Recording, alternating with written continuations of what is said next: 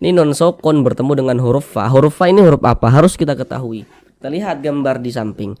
Huruf fa termasuk salah satu huruf ikhfa hakiki. Jadi perhatikan gambar di samping. Ada huruf nun bertasydid, ada huruf mim bertasydid, itu hukumnya gunnah musyaddadah.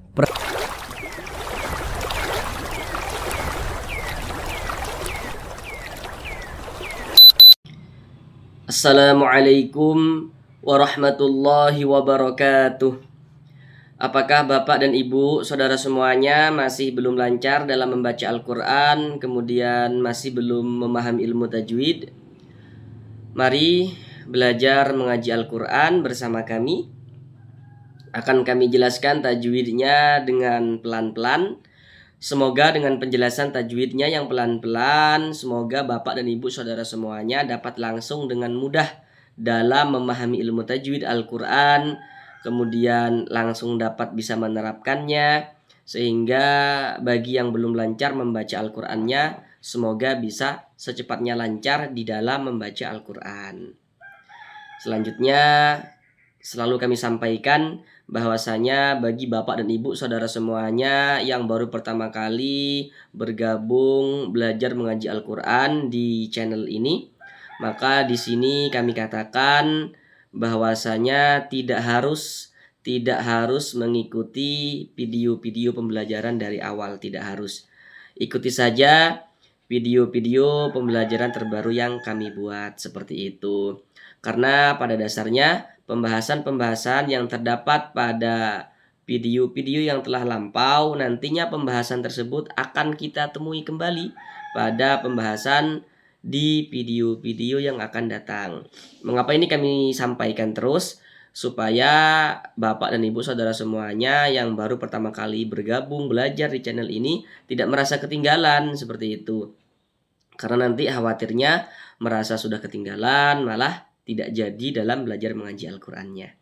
Kita kali ini akan belajar mengaji Al-Quran dengan penjelasan tajwidnya yang pelan-pelan, yakni sekarang masuk pada surah Al-Baqarah ayat 270. Sebelumnya telah kita bahas ayat 269.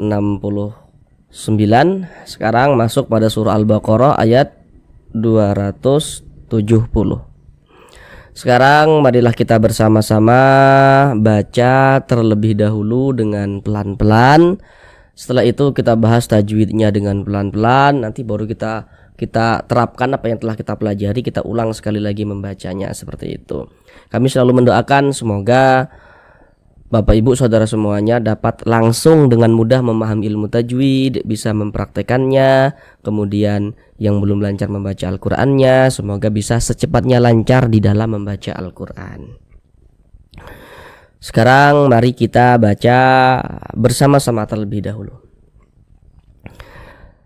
A'udzu billahi minasy syaithanir rajim. Bismillahirrahmanirrahim. Wa ma anfaqtum min nafaqatin aw nadhartum min nadhrin fa innallaha ya'lamuh.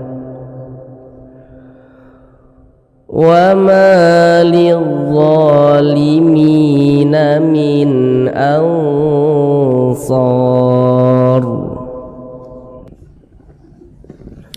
Sekarang mari sama-sama kita uraikan tajwidnya dengan pelan-pelan. Namun seperti biasa ada dua hal yang selalu kami sampaikan di awal, supaya untuk diingat oleh Bapak dan Ibu saudara semuanya, sehingga nanti ketika kami jelaskan akan lebih memudahkan Bapak dan Ibu saudara semuanya dalam memahami penjelasan tajwid yang kami sampaikan. Yang pertama, kalau nanti kami katakan huruf sebelumnya atau harokat sebelumnya maka yang kami maksud adalah yang berposisi sebelah kanan daripada suatu huruf. Kemudian kalau nanti kami katakan huruf setelahnya, yang kedua nih, kalau nanti kami katakan huruf setelahnya, maka yang berposisi sebelah kiri daripada suatu huruf. Pertama di sini ma dibaca panjang. Ini namanya adalah mad jaiz munfasil. Mad jaiz munfasil. Namun sebelum itu perhatikan terlebih dahulu rumus mad tabi'i di samping. Di situ ada rumus 1, rumus 2, rumus 3. Perhatikan rumus 3 warna hitam. Rumus 3 warna hitam. Kalau kita membaca Al-Quran, kita lihat-lihat. Jadi kalau ada huruf alif, nah ini tiang ke atas nih huruf alif nih. Huruf alif nih disambung dengan huruf mim dia. Kalau ada huruf alif, sebelum huruf alif ini ada harokat fathah, ada tanda baca fathah. Baris satu miring di atas huruf ini namanya harokat fathah atau tanda baca fathah atau baris fathah. Jadi kalau ada alif sebelumnya ada harokat fathah, maka huruf yang memiliki harokat fathah ini dibaca panjang, sehingga ma dibaca panjang. Pada awalnya ini namanya mad tabi'i pada awalnya. Kemudian mad tabi'inya berjumpa dengan ini, dengan huruf hamzah, tapi dia di lain kata, dalam dua kata yang berbeda atau di lain kalimat. Nah, itu sama saja maksudnya. Nah, maka mad tabi'i yang berjumpa dengan huruf hamzah di lain kata, maka menjadi mad jaiz munfasil. Panjangnya itu 4 sampai 5 harokat. Jadi boleh 4 harokat, boleh juga 5 harokat panjangnya. Wa ma anfaqtum, 4 harokat atau kira-kira sepanjang 4 ketukan. 1, 2, 3, 4. Wa ma anfaqtum. Silakan baca pada deskripsi video untuk mengenai cara terbaik dalam menentukan panjangnya mad, kemudian panjangnya gunnah juga. Kemudian bagi saudara yang belum tahu nih, kok ini huruf alif, kok ini huruf hamzah, bukan ke ini huruf alif, begitu ya. Jadi perlu untuk kita ingat, kalau ada huruf alif, tapi dia memiliki tanda baca, memiliki harokat, memiliki baris. Alif ada tanda bacanya, alif ada tanda bacanya, alif ada tanda bacanya. Huruf alif yang memiliki tanda baca, maka itu bukan huruf alif, melainkan huruf hamzah. Ingat ya, huruf alif yang memiliki tanda baca, maka itu bukan huruf alif, tapi huruf hamzah. Karena dia kalau huruf alif itu dia tidak bisa menerima harokat, dia tidak bisa menerima harokat. Ini alif nih polosan seperti ini. Ini bukan tanda baca ya ini ya. Ini tanda panjang nih, tanda mad ini. Ini alif, ini alif, ini alif. Nah, dia nggak ada tanda bacanya begitu. Kalau ada alif ada tanda bacanya, maka adalah huruf hamzah. Kemudian di sini ada nun sukun bertemu dengan huruf fa. Ini huruf nun tanda sukun tuh seperti ini ya. Huruf sukun disebut juga dengan huruf mati. Nah, kalau misalkan dulu saudara pernah belajar dengan guru ngajinya, kemudian guru ngajinya bilang ini huruf mati, ya itu maksudnya huruf sukun itu begitu. Karena sebagian guru ngaji ada yang mengatakan huruf sukun itu dengan huruf mati, karena mungkin supaya mudah untuk diingat begitu. Karena banyak yang belajar dengan kami itu ketika kami tanya ini tanda apa, dia tanda mati, ini tanda huruf mati begitu, tidak tahu kalau ini tanda huruf sukun begitu. Maka kami sampaikan di sini bahwa maksudnya itu sama saja begitu. Nah, jadi kalau ada huruf nun sukun atau huruf nun mati ini bertemu dengan huruf fa. Namun sebelum itu perhatikan dulu gambar di samping. Kalau kita membaca Al-Quran, ingat ya, setiap kita membaca Al-Quran, kalau bertemu dengan huruf nun sukun atau bertemu dengan salah satu tanda baca tanwin, harokat tanwin atau tanda baca tanwin itu bentuknya ada 3 tuh. Nomor 1, perhatikan di gambar tuh. Nomor 1 baris 2 di atas huruf fathatain. Nomor 2 baris 2 di bawah huruf kasratain. Nomor 3 dhammatain. Pokoknya setiap kita membaca Al-Quran, kalau kita bertemu dengan huruf nun sukun atau bertemu dengan salah satu tanda baca tanwin, maka kita perhatikan huruf setelahnya itu huruf apa. Jadi nun sukun atau tanwinnya tuh bertemu dengan huruf apa dia harus kita ketahui. Nah, maka terjadi hukum tajwid. Contohnya tuh seperti ini. Ini nun sukun bertemu dengan huruf fa. Huruf fa ini huruf apa? Harus kita ketahui. Kita lihat gambar di samping. Huruf fa termasuk salah satu huruf ikhfa hakiki. Jadi kalau ada nun sukun atau tanda baca tanwin bertemu dengan 15 huruf yang di samping itu, salah satu daripada 15 huruf yang di samping itu, maka hukumnya adalah ikhfa hakiki. Nah, sekarang huruf fa itu dia masuk pada ikhfa hakiki awsat. Kenapa kok dikatakan awsat? Karena makharijul huruf nun dengan huruf fa itu dia di tengah-tengah, tidak terlalu jauh, tidak terlalu dekat. Nah, sehingga cara membacanya dibaca samar dan berdengung. Bunyi non sokonnya tuh kita baca samar, jangan kita baca an sempurna, jangan, tapi disamarkan. Nah, kemudian didengungkan tuh suaranya itu kita tahan, kita panjangkan sejenak. Anfaqtum kita panjangkan sejenak. Anfaqtum, nah, seperti itu. Kemudian di sini ada huruf qaf, dia sukun. Perhatikan gambar di samping. Huruf qalqalah ada 5, salah satunya huruf qaf. Jadi huruf-huruf yang 5 itu, huruf qalqalah yang 5 tuh, kalau dia sukun pantulkan. Huruf qaf ini dia sukun, ini tanda sukunnya ini, pantulkan. Faqo, mantul seperti itu. Dan ini masuk kepada qalqalah sughra, qalqalah kecil, karena dia berada di tengah kalimat. Atau dapat lebih mudah kita pahami karena dia berada di tengah bacaan kita. Nah, beda ceritanya kalau misalnya kita berwakaf tepat di huruf qalqalah, nah menjadi qalqalah kubra. Tapi kalau misalkan ini kan kita tidak berwakaf kan di huruf qaf ini, dia berada di tengah bacaan kita nih. Nah, maka ini qalqalah sughra.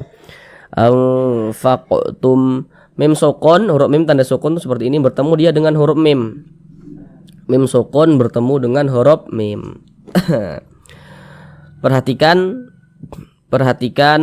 gambar di samping.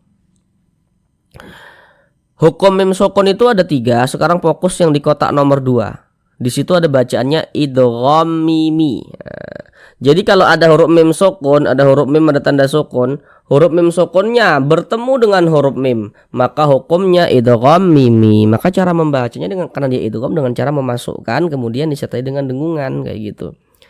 Nah, mungkin saudara bingung kan, apa yang dimasukkan tuh apanya gitu. Nah, jadi ini kan hurufnya ada 2 kan. Nah, kadang tuh pemula nian tuh masih yang belum lancar membaca Al-Qur'annya ya terkhusus ya. Kadang tuh dia agak sedikit bingung gitu. Nah, hurufnya ada 2, kenapa kok dibaca 1? Tumin. Jadi 1 bunyinya tumin, tapi hurufnya ada 2 nih gitu kan. Nah, karena dia ini itu kom. Jadi mim sukunnya dimasukkan ke sini, melebur dia ke huruf mim yang ini begitu. Jadi menjadi 1, melebur masuk ke sini, tumin begitu. Kemudian didengungkan.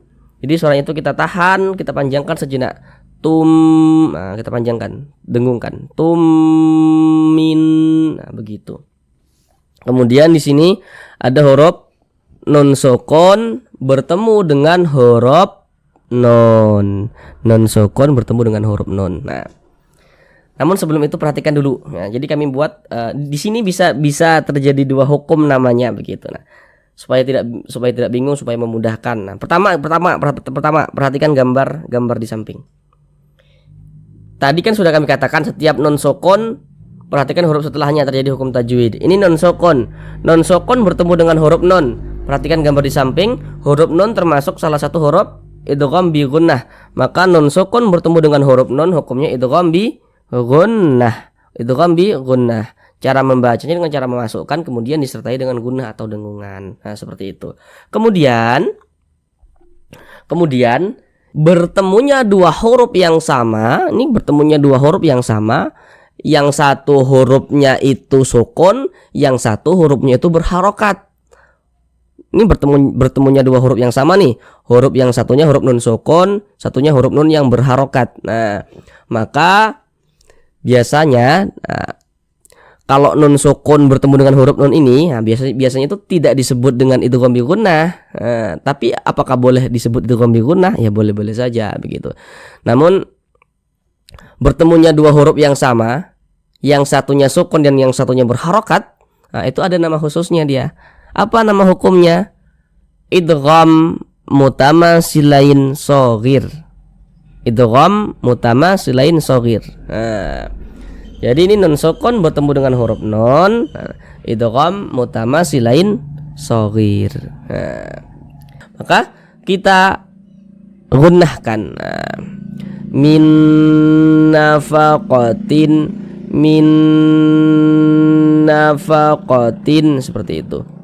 Min nafaqatin. Kemudian di sini ada tanwin bertemu dengan huruf hamzah. Kita lihat huruf hamzah ini huruf apa. Perhatikan gambar di samping. Kalau ada nun sukun atau tanwin bertemu dengan salah satu daripada 6 huruf yang di samping, maka hukumnya adalah izhar halqi. Huruf hamzah termasuk huruf izhar halqi, maka tanwin berjumpa dengan huruf hamzah, hukumnya izhar halqi. Sehingganya dibaca jelas dan tidak berdengung. Ini dibaca jelas nih, bunyi tanwinnya dibaca jelas. Nafaqatin, tin begitu. Tin au nadartum seperti itu. Au di sini ada huruf waw sukun, ini huruf tanda sukun seperti ini. Ada waw sukun sebelumnya harokat fathah. Perhatikan gambar di samping yang di nomor 1. Huruf lin ada 2. Nah, huruf lin itu terjadi yang nomor 1 tuh. Ada huruf waw sukun sebelumnya harokat fathah. Huruf lin kita baca lunak. Au nadartum. Ada huruf ra sukun sebelumnya harokat fathah, maka huruf ra sukunnya dibaca tabkhim. Dibaca tebal sehingga pangkalisan kita naik terangkat ke atas ketika kita mengucapkannya. Nadartum. Mem sukun bertemu dengan huruf mem. Apa hukumnya? Ya, hukumnya idgham mimi. Idgham mimi. Jadi kalau ada mem sukun bertemu dengan huruf mem, idgham mimi. Ada nama khususnya dia, idgham mimi. Ya, seperti itu. Kita tadi sudah jumpa di sini ya nih ya. Min. Ini nun sukun bertemu dengan huruf nun. Idgham mutamasilain shaghir. Ini kan bertemu dengan huruf yang sama nih, sama juga begitu. Tapi ini dia memiliki nama khusus, ini juga ada namanya tersendiri seperti itu. Min nadrim. Huruf ra memiliki harokat kasrotain dibaca tipis. Rim. Tanwin bertemu dengan huruf fa. Ini harusnya saudara sudah bisa tahu nih apa hukum tajwidnya ini. Perhatikan lagi gambar di samping. Huruf fa termasuk salah satu huruf ikhfa hakiki awsat. Ini tanwin berjumpa dengan huruf fa, berarti hukumnya ikhfa hakiki awsat. Kita baca samar bunyi tanwinnya. Rim fa innallah. Huruf non bertasydid. Ini tanda tasydid itu seperti huruf W ini. Perhatikan gambar di samping. Ada huruf nun bertasydid, ada huruf mim bertasydid, itu hukumnya gunnah musyaddadah. Perhatikan catatan kecil di bawahnya itu. Nah, dengan catatan setelah huruf nun bertasydid ini ada harokat kasroh seperti ini atau fathah atau dhammah begitu.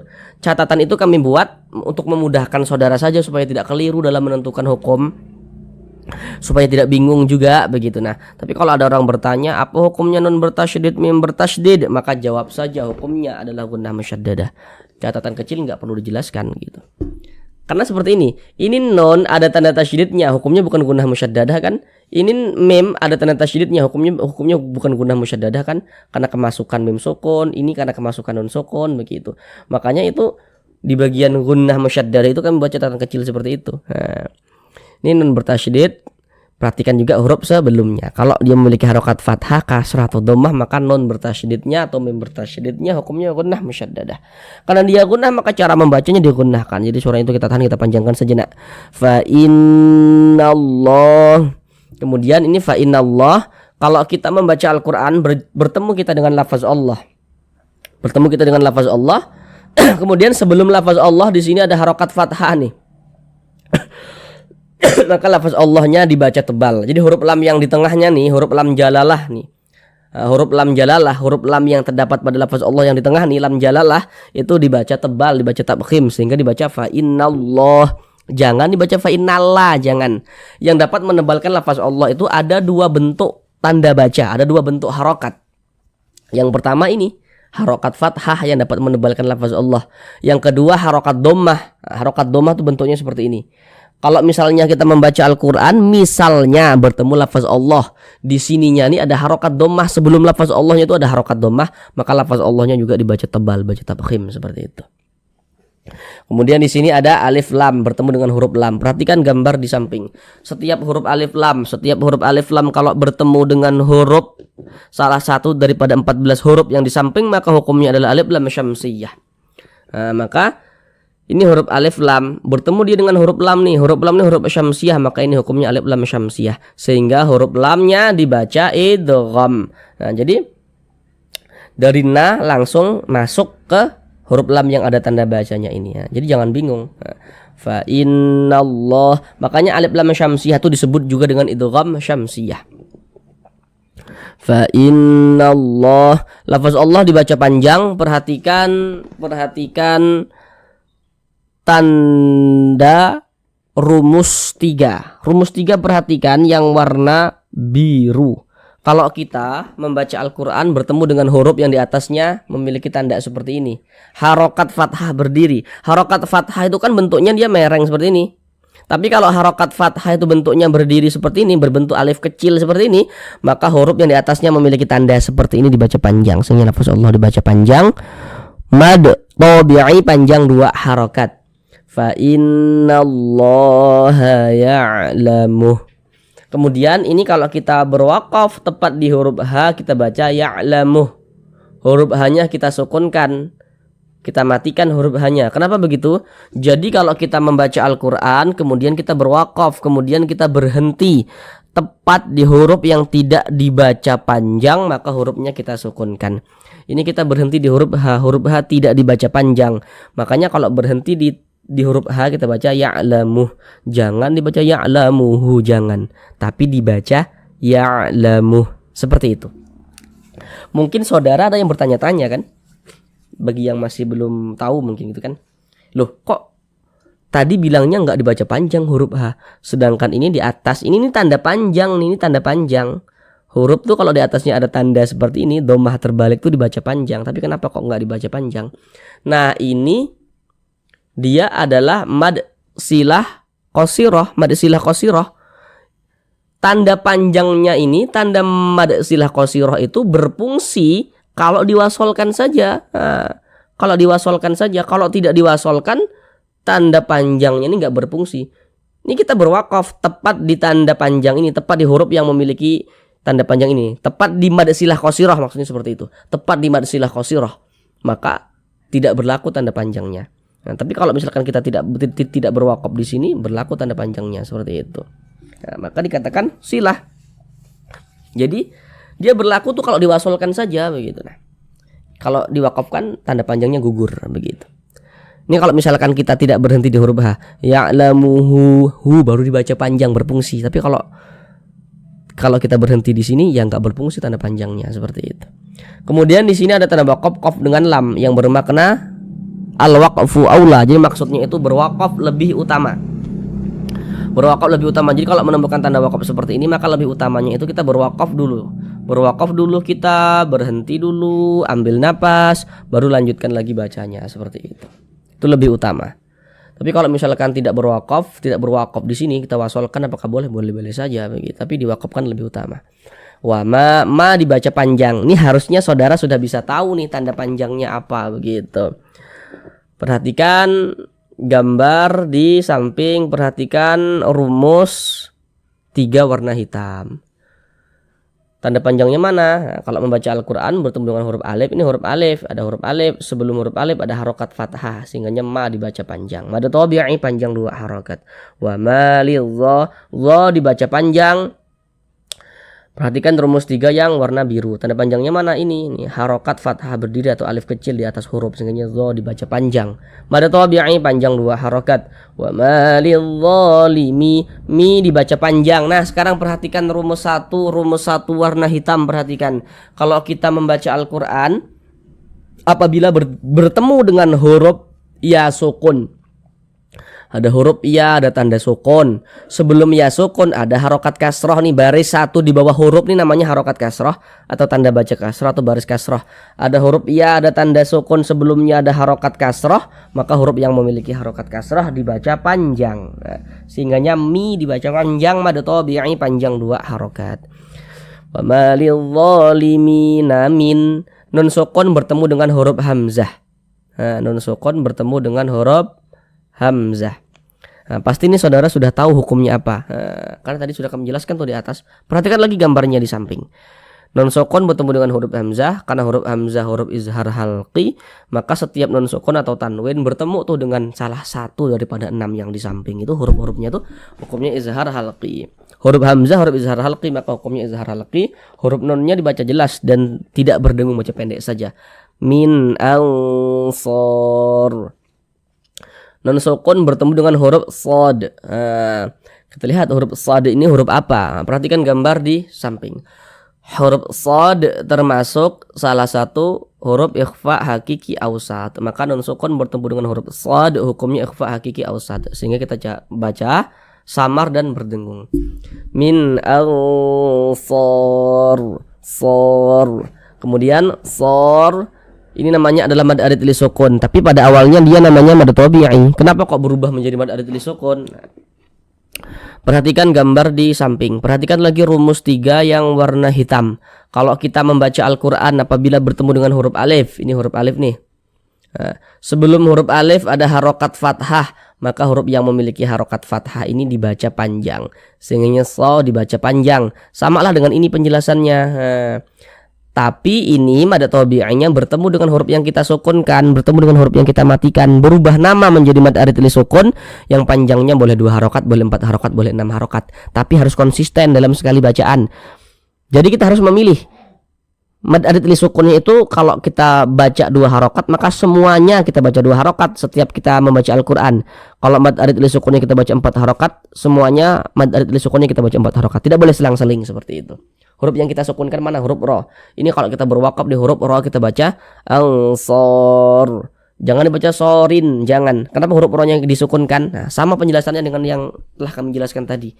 Kalau berwakaf, kalau berhenti tepat di huruf yang tidak dibaca panjang, hurufnya kita sukunkan seperti itu.